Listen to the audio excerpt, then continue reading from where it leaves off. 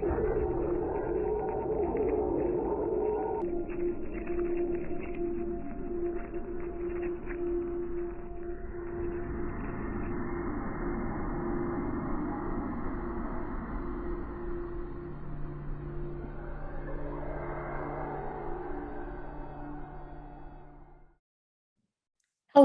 I'm Nancy North Walker.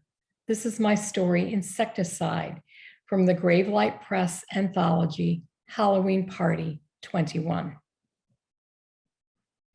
Her laptop dinged. A still shot from a video floated under the date on screen 3, Tuesday, June 22nd, 2032. A woman in the distance was seated in her underwear at a vanity. Liz held her breath, tapped play message. A half-foot-high 3D video popped from the screen. As the camera drew closer to the woman's back, her lower lip quivered. It was her mole, just below her right shoulder. Her wild sandy blonde hair in a purple scrunchie. Her light pink bikini underwear. Then, as if a ghost had been filming her earlier that morning, the camera swung to the top of her oval mirror and zoomed in on her hazel eyes as she applied mascara. Neon green text crossed the bottom of the screen. I like you better in brown mascara than black.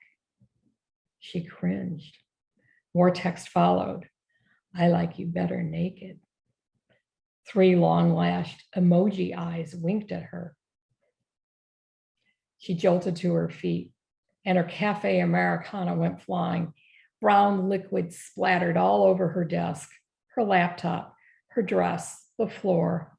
Coffee streaks ran down her frozen 3D face on screen 3 like blood. She checked the area code on the message and flinched. Pocatello, Idaho.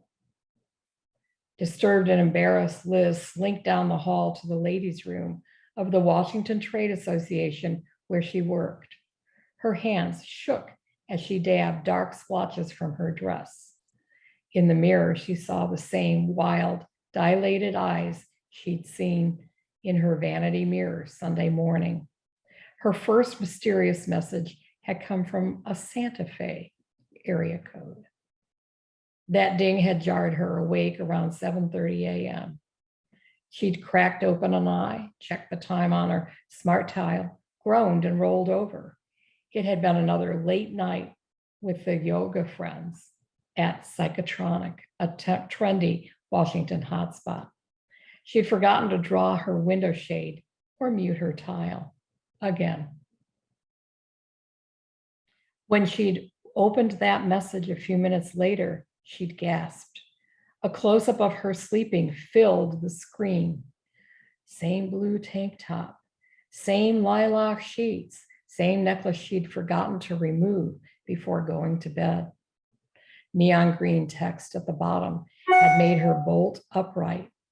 Good morning, sunshine. Would love to snuggle you. She shivered, then craned her neck toward the doorway, worried someone might be lurking in the shadows.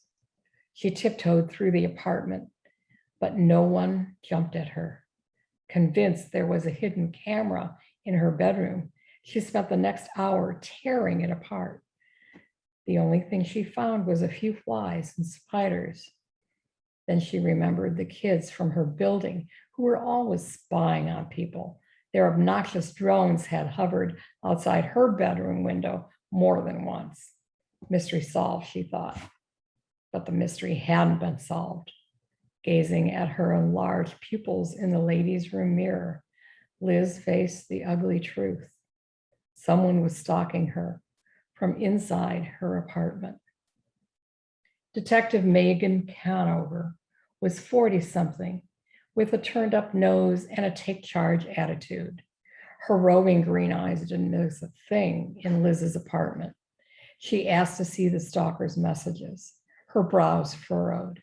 She asked Liz to forward them. We get lots more stalking complaints these days, mostly from women like you who use dating apps. She flashed a wry smile. Nothing against dating apps. That's how I met my husband.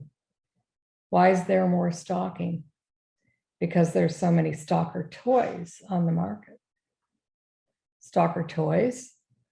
Miniature robots that look like houseflies and spiders. They buy them on the deep web. A shiver ran up Liz's spine.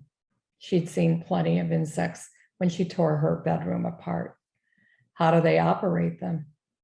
Remotely, through an app, usually on a disposable smart tile. These bots have sophisticated cameras and look and move like real insects. Can squeeze under doors and windowsills. Is it safe to stay in my apartment? Her voice hitched. She hoped the detective didn't notice. You should be okay tonight. Most stalkers are harmless. I'll have a security firm sweep your apartment for electronic devices first thing in the morning. Let's see what they find. Liz tossed and turned all night. She wondered if some creep was watching her from behind insect camera eyes or slipping more bots under her front door. That's the beginning of Insecticide. If you enjoyed it and want to know what happened to Liz, I hope you'll pick up a copy of Halloween Party 21 at your bookstore or on Amazon. Thanks.